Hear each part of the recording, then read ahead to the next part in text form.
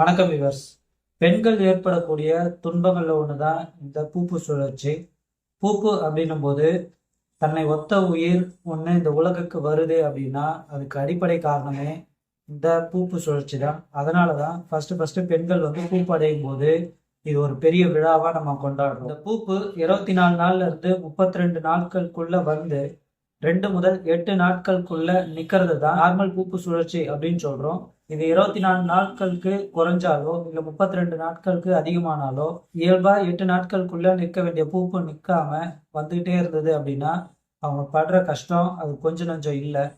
இப்போ இந்த இயல்பான பூப்பு சுழற்சி ஏன் பாதிக்குது அப்படின்னு பார்த்தீங்கன்னா அதுக்கு காரணம் PCOS, PCOD, ovarian cyst, endometriosis, polyp, fibroid, cancer, ரொம்ப நாளாக யூஸ் பண்ணுற காப்பர் டீ, கருத்தடை மாத்திரைகள், இந்த மாதிரி நிறைய ரீசன் சொல்லிக்கிட்டே போனாலும் அது மெயின் காரணம் என்னன்னு பார்த்தீங்கன்னா ஹார்மோனல் இம்பேலன்ஸ் தான். இப்போ பீரியட் சரியாக வரல அப்படின்னாலோ இல்லை கன்சீவாக இருக்கும்போதோ பெண்கள் எடுத்துக்கக்கூடிய அதிகப்படியான கருத்தடை மாத்திரைகள் இல்லை ஹார்மோனல் இன்ஜெக்ஷன் அந்த டைமில் அவங்க எடுத்துக்கக்கூடிய ஸ்ட்ரென்த் இல்லாத ஃபுட்டு இந்த மாதிரி கண்டிஷன்னால அவங்களுக்கு ஃப்யூச்சரில் இந்த மாதிரி ஹார்மோனல் இம்பேலன்ஸ்னால அவங்களுக்கு இந்த ப்ராப்ளம் தான் வருது. இதோட அவங்களுக்கு மன அழுத்தம் சேரும் போதும் தொந்தரவு அதிகமாகுது. சித்த மருத்துவத்தில் கற்பை பலப்படுத்தக்கூடிய நிறைய மூலிகைகள் இருக்கு. அது என்னன்னு பார்த்தீங்கன்னா அசோகு, சதாவரி, சதகுப்பை, எள்ளு, வெந்தயம், உளுந்து, வெண்பூசணி, கற்றாழை, முருங்கை இது போன்ற மூலிகைகள் கருப்பை நல்லா பலப்படுத்தும். இந்த வீடியோல இந்த கருப்பை ஸ்ட்ரென்தன் பண்ணக்கூடிய முக்கியமான 3 உணவுகளை பத்தி பார்க்கலாம். அது என்னன்னா ஃபர்ஸ்ட் உளுந்து. பெண்கள் ஏஜ் அட்டன் பண்ணும்போது பொதுவாக இந்த உளுந்தங்களி அதிகமாக கொடுப்பாங்க.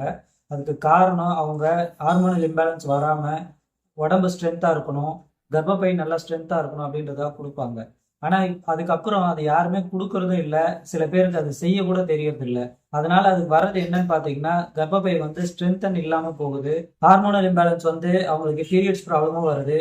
ஹீமோகுளோபின் அளவும் குறைய ஆரம்பிக்குது. இன்னும் முக்கியம் சொல்ல போனா அவங்களுக்கு பெண்களோட இடுப்பு எலும்பு வன்மை குறைந்து அவங்களுக்கு பேக் பெயின் வருது. இப்ப பேக் பெயின் இல்லாத பெண்களே இல்லை அப்படின்ற மாதிரியும் நம்ம சொல்லலாம். இந்த உளுந்துல ஃபோலேட் 56%, பாஸ்பரஸ், முக்கியமா அயன், மெக்னீசியம் சத்தும் அதிக அளவுல இருக்கு.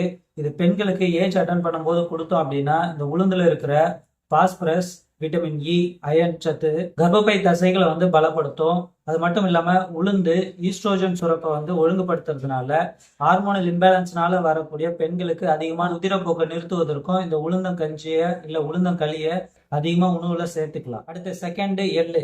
இளைத்தவனுக்கு எள்ளு, கொழுத்தவனுக்கு கொள்ளு. இந்த பழமொழியை கேள்விப்பட்டிருக்கீங்களா? சின்ன வயசுல எள்ளுருண்டை வாங்கி சாப்பிட்டுருப்போம். ஆனா இப்ப அதை பார்த்தாலே ரொம்ப கஷ்டப்படுறோம். இந்த எள்ளுல விட்டமின் இ சத்தும் எல் அர்ஜினைன் சத்தும் அதிகமா இருக்கிறதுனால பீரியட்ஸ் ப்ராப்ளத்தை கரெக்ட் பண்ணுது, ஹார்மோனல் இம்பேலன்ஸ் ப்ராப்ளத்தையும் கரெக்ட் பண்ணுது.